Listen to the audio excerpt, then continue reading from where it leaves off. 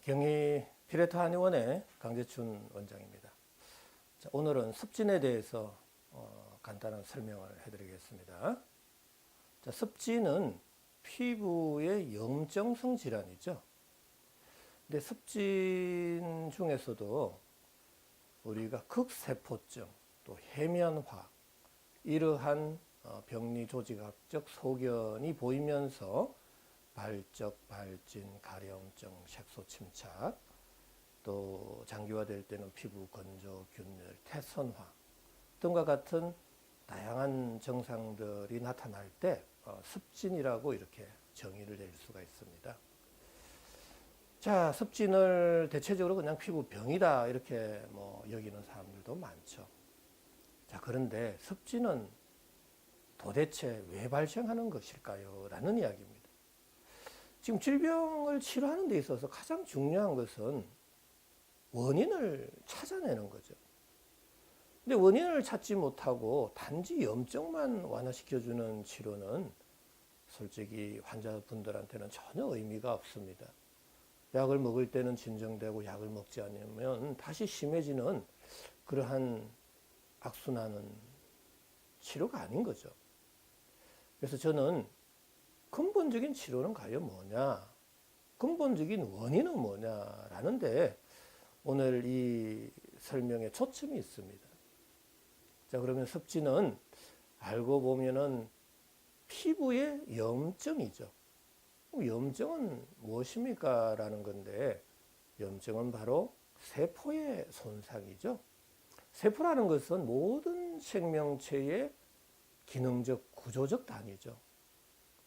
이러한 세포가 없다라면 모든 생명체는 존재할 수가 없는 거죠. 자, 그러니까 피부의 염증도 바로 세포의 손상으로부터 시작이 되는 거고요. 세포가 손상을 받는 순간 세포 내 미토콘드리아에서의 ATP의 합성의 장애가 생기게 됩니다. 자, ATP는 기본적으로 열 에너지를 발생하는 물질이죠.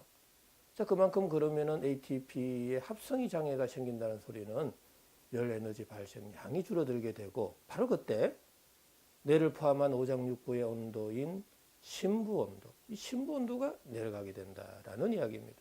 자, 심부 온도가 내려가는 순간 체온 조절 중추 시상 하부에서는 빨리 체열의 방출을 줄이게 되겠죠. 그래서 손, 발 끝에서부터 서서히 모공을 닫게 됩니다. 자, 그 이후에 사람들은 밥을 먹고 활동을 하고 다양한 업무를 하게 되죠. 몸에서는 열이 발생하고 그 열은 방출이 안 되는 거죠. 자, 방출이 안 되면 어느 한쪽으로 열이 쏠리겠죠. 자, 구멍, 관절, 마찰이 많은 쪽으로 열이 확 이렇게 쏠리다 보면 그 쏠리는 부위의 피부 온도가 올라간다라는 이야기입니다. 자, 피부 온도의 상승이 바로 염증, 인플라메이션이다라는 이야기죠. 자, 그때 발적, 발진, 수포, 농포, 그 외에도 우리가 따가운 화끈거림, 심한 경우는 통증, 자, 색소 침착과 같은 다양한 현상들이 발생하게 되고요. 자, 그런데 문제는 열은 발생하는데 원활하게 열이 방출이 안 될 때는 강제적으로 열을 빼내게 됩니다. 바로 강제적으로 열을 빼내는 본능적 행위가 바로 가려움증이라는 거죠. 자, 가려움증은 왜 발생하는 겁니까? 라고 한번 생각해 보면 저의 이론이 굉장히 과학적이라는 것을 이해할 수 있을 것입니다. 자, 긁고 나면 시원하죠? 왜 시원할까요?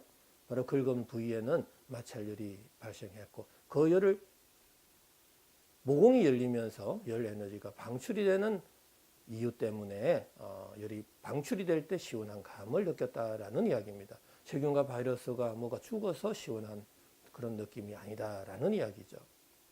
자, 그렇다면은 대체적으로 습진에서 나타나는 모든 증상에 대해서 어느 정도 이해를 하셨죠.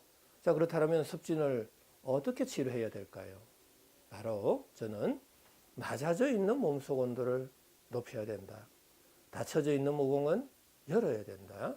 또 열이 쏠려서 조직의 온도, 피부 온도 올라간 그 부분은 낮춰야 된다라는 이야기입니다. 자, 이럴 때만이 열 에너지는 전신으로 골고루 열이 분산이 되겠죠. 자, 어느 한쪽으로 열이 쏠리지 않겠죠. 자, 열이 쏠리지 않는 순간 염증은 없어지고 모공이 열리는 순간 가려움증도 없어지겠죠. 자, 하지만 피부 온도가 올라갔다고 피부 온도를 낮추기 위해서 세포열 에너지 대사를 억제하게 되면은 피부 온도, 심부 온도 동시에 낮아지겠죠. 자, 발적과 염증과 가려움증은 순식간에 완화되거나 치료가 될 수 있겠지만 심부 온도가 낮아지는 순간 또 모공은 더 다치게 되겠죠. 자, 그 이후에 밥을 먹고 활동을 하면 열은 발생하고 그 열이 방출이 안 될 때는 또 한쪽으로 쏠리거나 쏠릴 경우는 피부 온도 올라가서 염증이 되겠고 열이 방출이 안 될 때는 강제적으로 열을 빼내는 가려움증이 생기게 된다라는 이야기입니다. 자, 섭진은 낫지 않고 만성화되겠죠. 절대로 그런 치료는 환자한테도 또 의사한테도 도움은 안 될 겁니다. 근본적인 치료가 무엇인지 우리가 한번 곰곰이 생각해 보면서 섭진 치료를 해야 될 것입니다. 자, 오늘은 이 섭진에 대해서 설명드렸습니다.